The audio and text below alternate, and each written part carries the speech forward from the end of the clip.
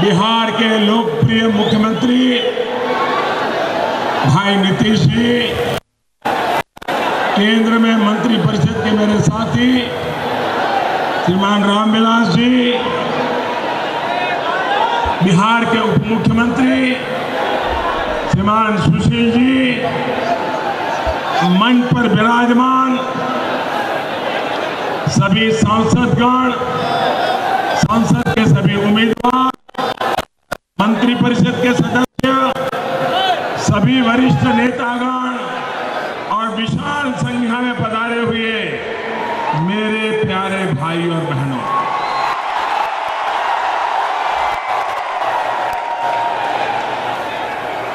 भागलपुर के इस धरती और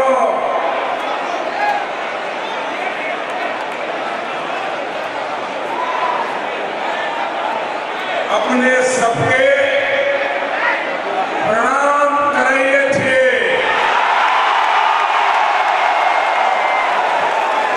दानवीर कर्ण की कर्मभूमि को मैं नमन करता हूं। आपने अपने इस प्रधान सेवक को बीते 5 वर्ष जो विश्वास दिया है, जो स्नेह दिया है, उसने नामुमकिन को भी मुमकिन बना दिया। इन 5 वर्षों में ऐसे ऐसे काम हुए हैं जो पहले कोई सोच भी नहीं सकता। साथियों, 70 साल तक आपने लाल बत्ती की रौब को बढ़ते देखा, लेकिन गरीब के घर बत्ती जले इसकी चिंता पहले किसी ने नहीं की। आज एनडीए की सरकार पूरे देश में कर रही है और बिहार में गरीब के घर में भी बत्ती पहुंच गई है। आपके इस चौकीदार ने लाल बत्ती हटाई और गरीबों के घर सफेद बत्ती जलाई है। बड़े बड़े फार्म हाउस वाले, महल जैसे बंगले बनाने वाले, नामी बेनामी संपत्ति खड़ा करने वाले बहुत नेताओं का आपने देखा। उनसे अगर आपके इस चौकीदार ने आपके चूल्हे चौके का ध्यान रखा। साथियों, गरीब को पक्का मकान, गरीब के घर पर रसोई गैस देने का काम भी पहले नामुमकिन लगता था।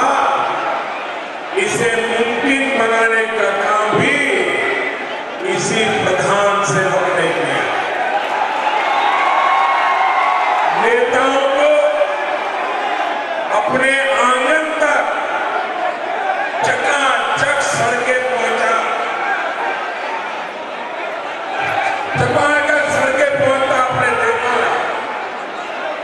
बिहार के गांव-गांव तक सड़कें पहुंचाने का बीड़ा इस चौकीदार ने उठाया है। बड़े अस्पताल सिर्फ और सिर्फ अमीर की पहुंच में होते थे। ये भी तो हमने बहुत देखा है, लेकिन गरीब भी आयुष्मान हो सकता है। उसको भी 5 लाख रुपए तक का मुफ्त इलाज मिल सकता है। इसे मुमकिन होते हुए भी आपने देखा। साथियों, जब मैं आयुष्मान भारत की योजना बना रहा था, तब नामदारों की शान और शौकत भी मेरे दिमाग में थी और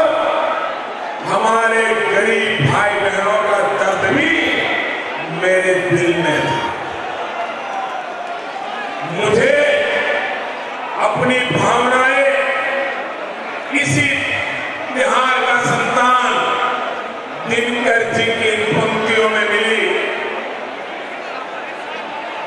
दिनकर जी ने लिखा था,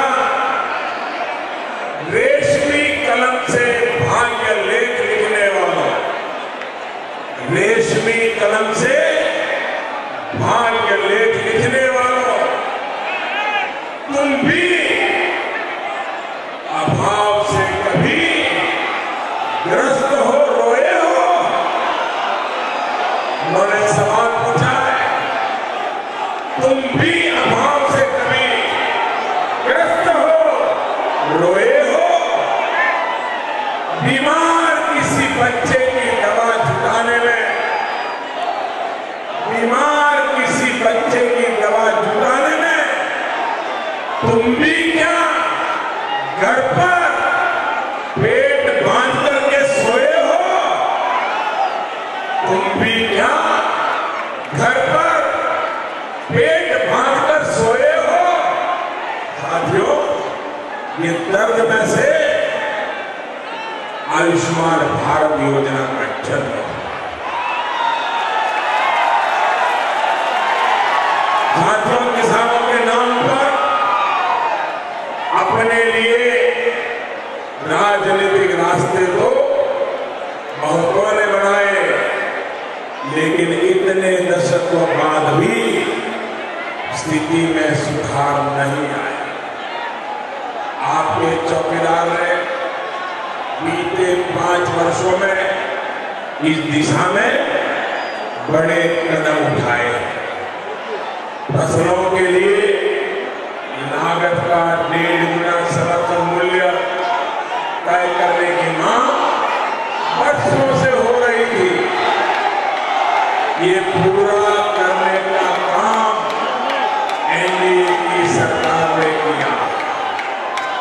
अब पीएम किसान सम्मान योजना की वजह से बिहार के 1,60,00,000 से अधिक किसान परिवारों को साल में 3 बार सीधी मदद मिलनी शुरू हो चुकी है। अब तो हमने संकल्प लिया है, हमारे संकल्प पत्र में घोषित किया है, 23 मई के चुनाव नतीजे के बाद फिर एक बार मोदी सरकार बनेगी।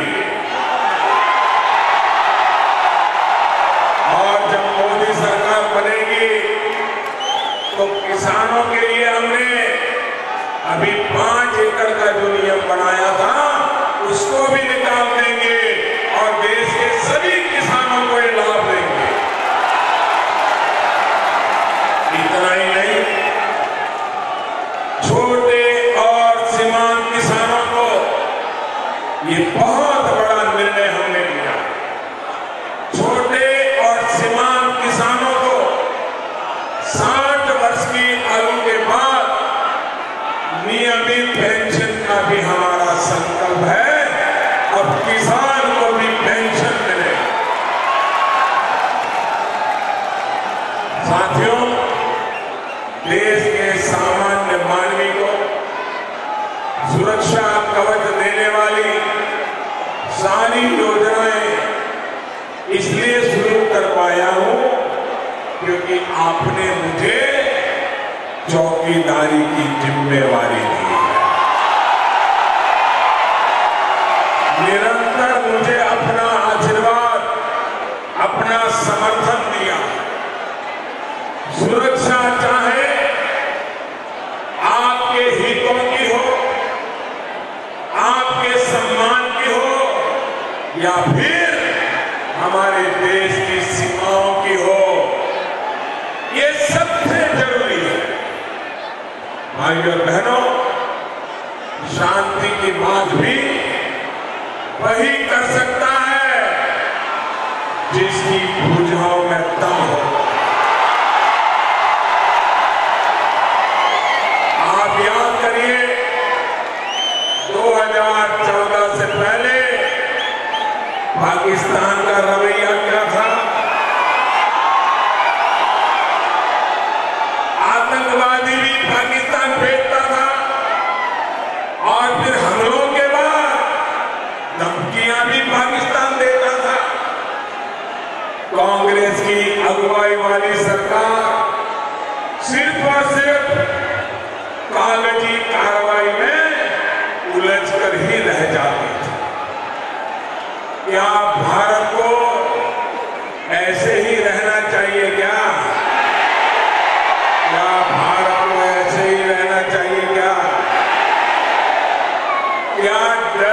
कर जीना ही ये हमारी नीति होनी चाहिए। क्या देश के वीर सपूतों के हाथ बांध के रखना चाहिए? हमने घर में घुसकर मारा, सही किया कि नहीं किया? ठीक किया कि नहीं किया? आप सहमत हैं? भाई बहनों, पुलवामा में यहां का भी मेरा एक वीर बेटा शहीद हुआ। इसको मैं कैसे भूल सकता हूं? आपका एक चौकीदार आपकी इस भावना को समझता है।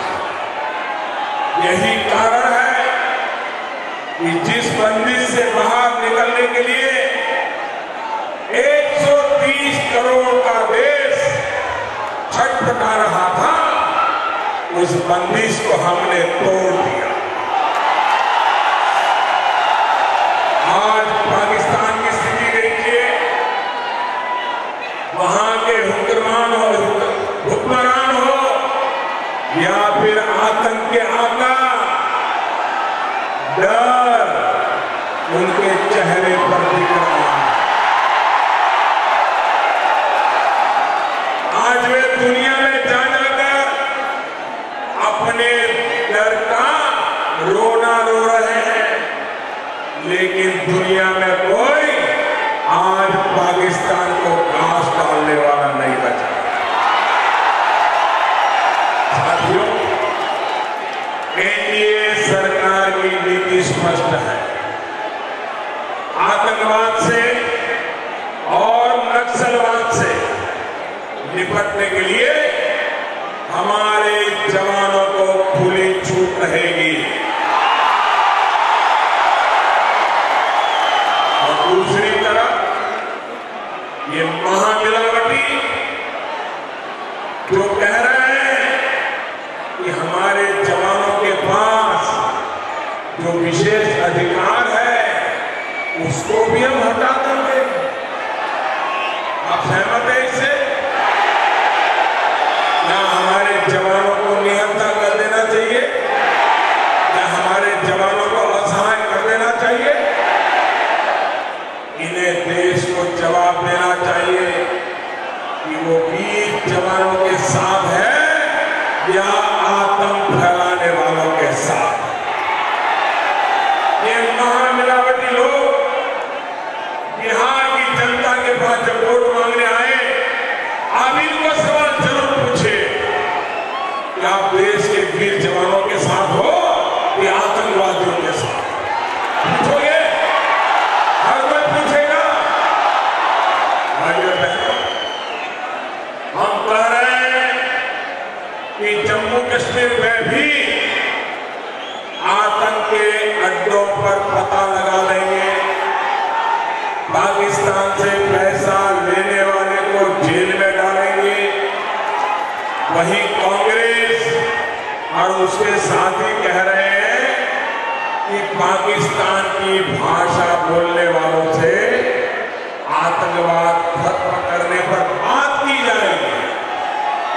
आप मुझे बताइए, जो पाकिस्तान का सुर लगाते हैं, पाकिस्तान से पैसा लेते हैं, उन पर कोई भरोसा कर सकता है क्या? भाइयों बहनों, दरअसल ये लोग खुद डरे हुए हैं, अविश्वास से गिरे हुए हैं और इसलिए देश को डराना है। महामिलावटी नेता डर फैला रहे हैं कि अगर इस बार फिर से मोदी आ गया तो देश में चुनाव ही खत्म हो जाएगा। मिलावटी नेता ये डर भी फैला रहे हैं कि अगर मोदी फिर से सत्ता में आ गया तो संवैधानिक संस्थाएं खत्म हो जाएगी। महामलिक मिलावटी नेता डर फैला रहे हैं कि मोदी आरक्षण खत्म कर देगा। जब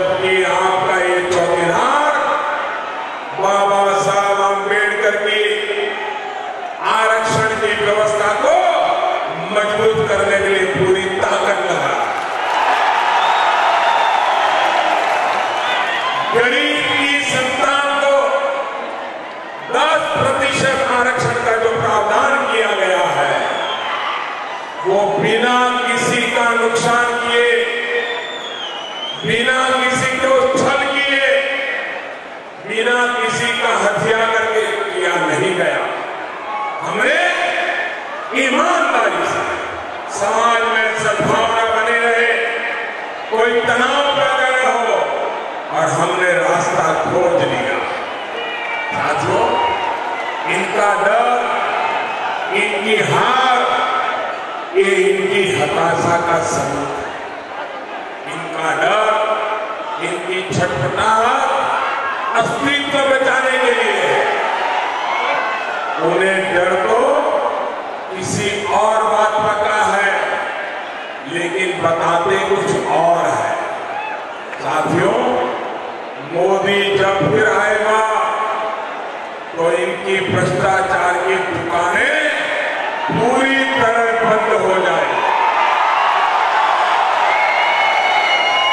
इनके वंशवादी राजनीति के दिन लग जाए, रक्षा सौदों की इनकी दलाली बंद हो जाए, गरीबों के नाम इनकी ठगी बंद हो जाए, जाति धर्म की इनकी राजनीति बंद हो जाए, इन जमानती नेताओं की सीना चोरी भी बंद हो जाए, टुकड़े टुकड़े गैंग ही टुकड़े टुकड़े होकर के बिखर जाए।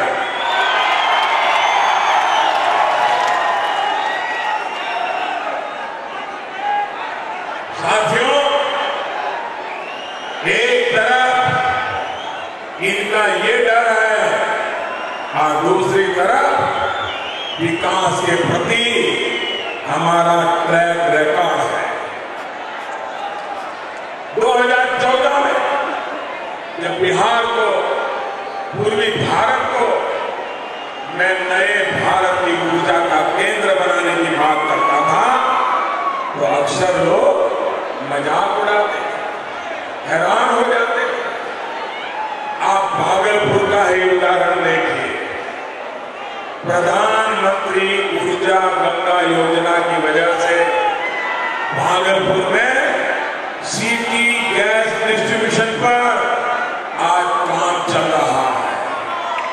अब यहाँ के घरों में, और मेरी माताएं बहनें जरूर याद रखें, यहाँ के घरों में पाइपलाइन से सस्ती गैस सीधी घर के चूल्हे तक पहुंचेगी। अब हमारे भागलपुर में गाड़ियां पेट्रोल डीजल के बजाय उससे भी सस्ते सीएनजी से चलेंगे। भाइयों और बहनों, ऐसा ही एक बड़ा काम आप कोलकाता से बनारस तक नदी जलमार्ग के रूप में देख रहे हैं। इससे भागलपुर और बिहार के पास माल ढुलाई के लिए एक सस्ता और सक्षम माध्यम मिल पाया। ये काम पहले भी हो सकता था, लेकिन सोच नहीं थी, नियत नहीं। ऐसे ही गंगा जी की साफ सफाई को लेकर कांग्रेस के राज में पैसे बहा दिए गए, लेकिन गंगा मैया की स्थिति नहीं सुधरी। हमने पीड़ा उठाया और उसके परिणाम आज नजर आने लगे हैं। याद करिए, आपको नवगछिया जाने में कितनी दिक्कत होती। अब विक्रमशिला सेतु के बराबर में 4 लेन का पुल गंगा जी पर बन रहा है।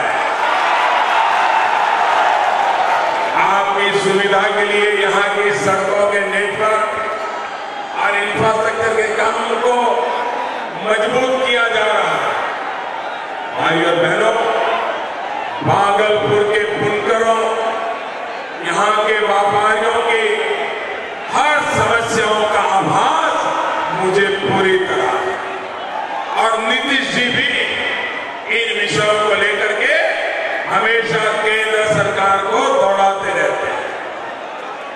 भागलपुरी सिल्क उद्योग को मजबूत करने के लिए एनडीए की सरकार पूरा प्रयास कर रही है। यहां पर जो मेगा हैंडलूम क्लस्टर बना है उससे यहां के बुनकरों और व्यापारों की बहुत मदद होने वाली है। यहां पर जो बुनकर बहने हैं, आपको पहले धागे सुलझाने में कितनी समस्या आती थी, पैरों में घुटनों में कितना दर्द होता था। अब जो नई बुनियाद रीलिंग मशीन दी जा रही है, उनसे बुनकरों को इस कष्ट से मुक्ति मिलेगी। आपकी भावनाओं को देखते हुए, व्यापारी वर्ग के सुझावों को देखते हुए सरकार ने जीएसटी में भी लगातार सुधार किया। टेक्सटाइल पर जीएसटी को भी घटाया गया। व्यापारी हितों को ध्यान में रखते हुए अब हमारा संकल्प, अभी जो हमारा संकल्प पत्र आया है जिसमें हमने घोषणा की है कि हमारा संकल्प अब देश भर के व्यापारियों के लिए एक व्यापार के लिए राष्ट्रीय व्यापारी आयोग हम बनाएंगे। पहली बार देश में व्यापारियों के लिए सोचा गया।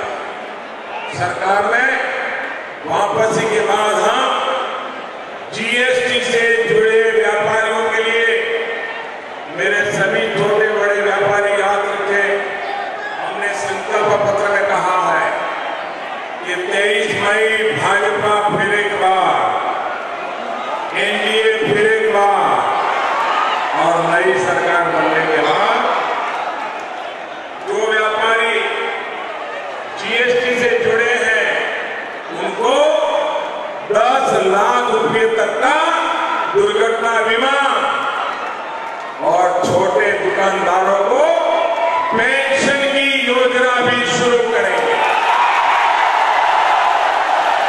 छोटे छोटे गल्ले वाले होंगे, उनके लिए पेंशन लेकर के आएंगे। साथियों, एनडीए के हर संकल्प को हमें सिद्धि तक पहुंचाना है। सबका साथ सबका विकास के लिए आपका वोट एनडीए के मेरे तीनों साथियों को मिलना चाहिए। उम्मीदवारों को जीत करके भेजना चाहिए।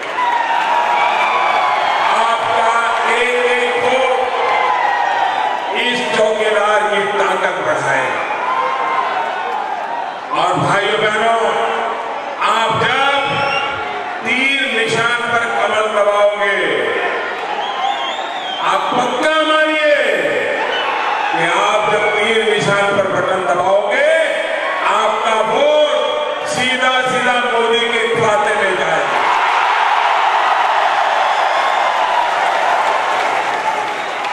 हम सब चौकीदार मिलकर के देश को नई ऊंचाई पर लेकर जाएंगे। मेरे साथ बोलिए, मैं नारा बुलवाऊंगा।